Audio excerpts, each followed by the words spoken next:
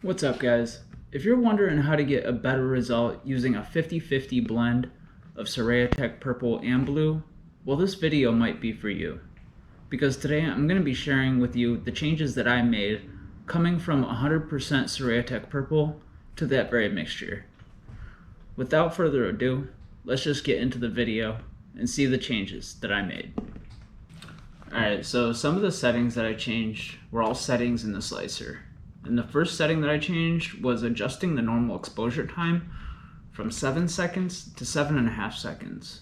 And then after that, I adjusted the time off time from 1/2 second to 1 second. And then after that, I adjusted the bottom exposure time from 40 seconds to 55 seconds. And these are all settings that were in the Anycubic Photon workshop, because I used the Anycubic Photon Mono M5S printer. And then after I adjusted those, I also adjusted the the anti-aliasing from the standard 1 to 8 in my settings. And then I also adjusted the gray level, and I set that to 2. Some people don't run that, but because I'm printing and casting, I didn't want layer lines in my prints, and using these settings would help minimize the layer lines without having to adjust my designs in CAD to account for all of the blur and extra, hardened resin around the design. So from reading a bunch online, I was able to find that those settings were probably the best in the middle. So I decided to go with those. And then on top of those settings that I changed, I also went and preheated my resin in a water bath on a hot plate to about 100 degrees Fahrenheit. And while doing that, that makes it so when you're printing, and when each layer pulls up, it makes it so the resin is actually thinner, and it doesn't pull your prints back down into the resin. So if you're having problems with your prints not sticking to their supports, then try heating up your resin. You can heat it up to like 110 degrees, and if that doesn't help, also heat your enclosure that you're printing in, which I'm also doing, which helps with the prints completing successfully. So those are the things that I changed before going into printing. And then from here on, I'm going to show you the videos of cleaning up the prints, because I wasn't able to get good video inside the tent. So we'll just cut right to those, and then the casting after that. Alright, so here we go, cleaning these prints up.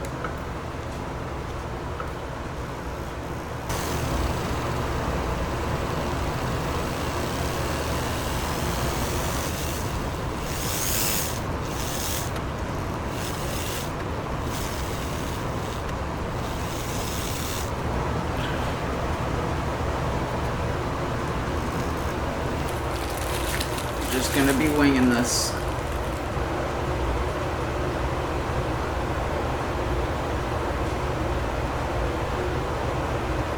I get so nervous doing this because I'm on like such a time crunch to get all this done.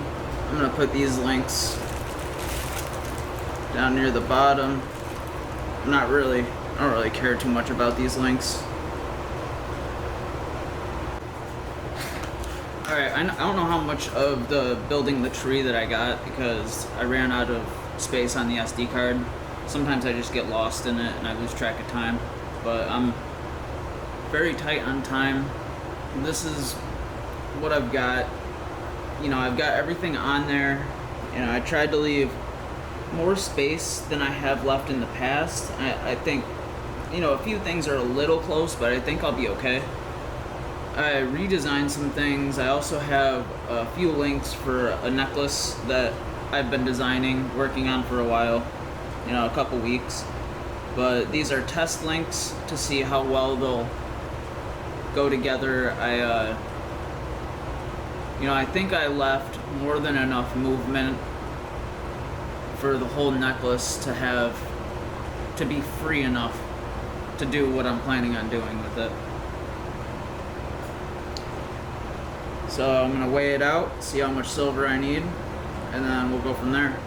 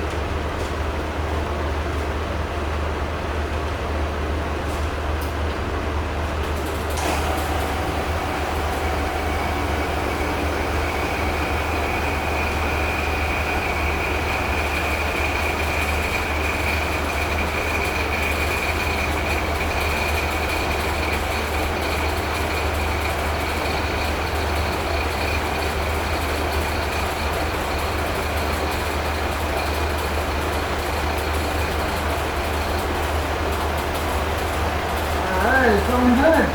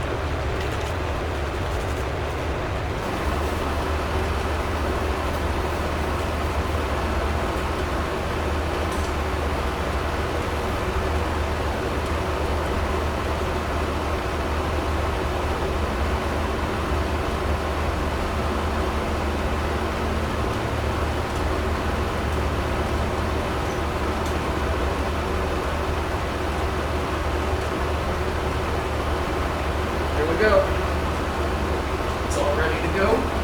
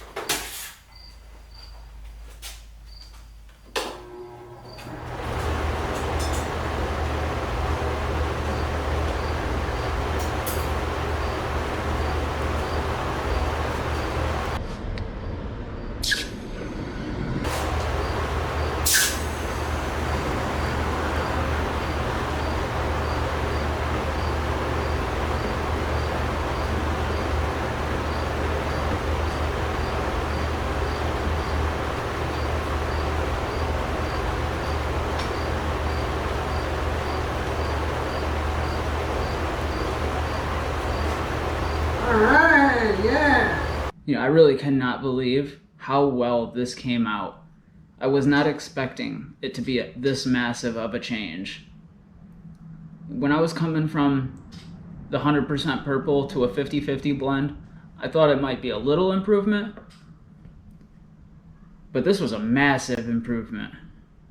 I also did change a few other things, which were increasing my max temp of my burnout cycle from 1250 to 1350, and then I also adjusted the molten silver from 1050 to 1100.